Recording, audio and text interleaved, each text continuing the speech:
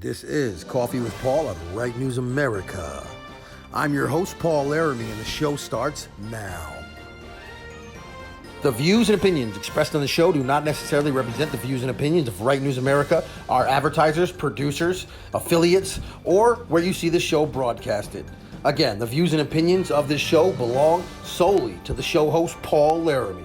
Right News America is not responsible for any hurt feelings. Zip, zilch. All right, guys, with the disclaimer in full effect, let's get down to business. How's everyone doing? How do you feel? How are things going for you now in Biden's America? Since Joe Biden has become president, do you folks feel like you're more stressed out or less stressed out? We'll go over a poll that we took and tell you what Americans are feeling, guys. Are you in a better situation now that Joe Biden is president? We'll find out here on Right News America. All right, guys, so I told you that we took a poll to see if people were more stressed out now than when Trump was president. And I'll tell you that 68% of the people that we talked to said that they were more stressed out under Joe Biden than under Donald Trump. 68%. And how is that possible when Trump sent out so many mean tweets and said things that offended people? Well, I wonder. Maybe it has something to do with the skyrocketing gas prices or the soaring food cost. Maybe the outer reach rental market. Guys, we're dealing with a case of inflation that this country hasn't seen in a long time. People aren't ready for this. And I'll tell you why it's happened. It's happened because our businesses were shut down, because we weren't allowed to work. This happened because for 2 years, they put a moratorium, that said that you couldn't be evicted even if you didn't pay your rent. So you have people that didn't pay their rent for 2+ years. They've destroyed the property.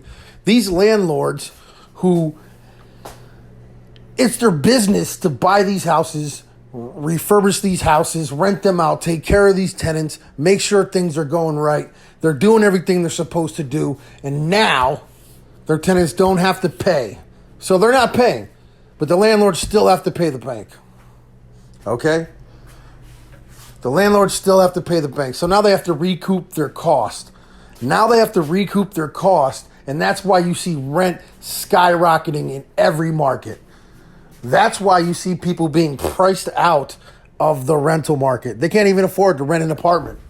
So that's what we're dealing with, folks. We're dealing with inflation. We're dealing with people who don't know where they're going to live.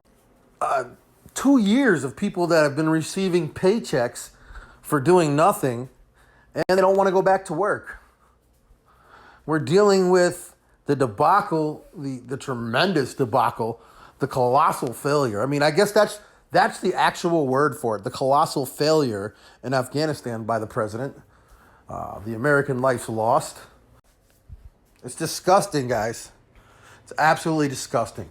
So under Biden's America, are we better off? Come on. We already know the answer to that question before it's asked.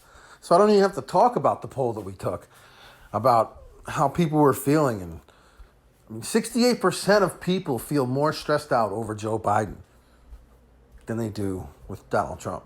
And I mean, Trump's a stressful guy. Don't get me wrong. I like Trump. I voted for him. I wasn't his biggest fan when he originally ran. I wasn't against him. I just didn't see him as a politician. I didn't see him as a viable candidate like many Americans. I was like, this guy, publicity stunt. And he turned out to be one of my favorite presidents following Ronald Reagan. So there's that. I would much rather live in Trump's America and listen to mean tweets and hear liberals cry about him every day than to have my entire country crumble before my eyes. I don't know about you folks, but that's how I feel. That's how I feel, guys. But the only way that we're actually going to make America great again or get back to the America First ideology is to put up one hell of a fight. We're going to have to fight for every elected position. I mean, all the way from the presidency down to the school board, folks. We need every possible elected position to have a common sense conservative if we're going to save America. And unfortunately, having a common sense conservative in office does not always mean that it's a Republican. Okay, let me rephrase that. It always means that it is a Republican, but a Republican is not always a common sense conservative. Let's put it that way. So save America, vote Republican. But you got to be careful, folks, because there's a lot of rhinos out there, and they're working with the Joe Bidens, with the Kamala Harrises, like the Mitt Romneys out there. And they're working to crumble our country in the effort that maybe they can pick up the pieces or they can look like the good guys, quote unquote, at the end.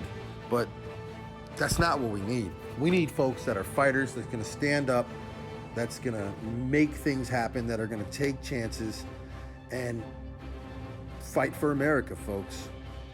That's how our country became great. That's how our country is going to stay great. I'm Paul Laramie, and this is Right News America. That was Coffee with Paul. Thanks for tuning in.